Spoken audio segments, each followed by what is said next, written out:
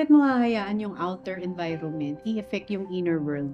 Ang laking tulong talaga pag may pinagdadaanan ka, simulan mo lang sa attitude of gratitude.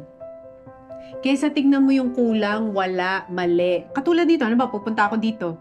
Grabe, dati, 90s, walang aircon yung kotse. Tama Tuwing naman. pupunta ako sa isang event, basang-basa ako ng pawis. Kailangan, kung anong suot ko sa kotse, pambahay, tapos pagdating sa event, tatakbo agad ako sa CR, magpapalit ako ng pang-ano. Tapos kung simulan mo lang sa ganon, pupunta ka sa isang event, may mabasa kang masamang nasabi sa'yo, tapos i-shift mo lang yung mindset mo, uy, naka-aircon ako. Dati wala tayong aircon sa kotse. Lagi pag naaano yung kotse Basang-basa natin.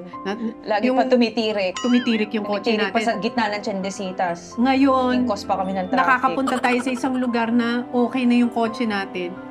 Alam mo, ang laking tulong din pag pinatay mo na yung ego mo.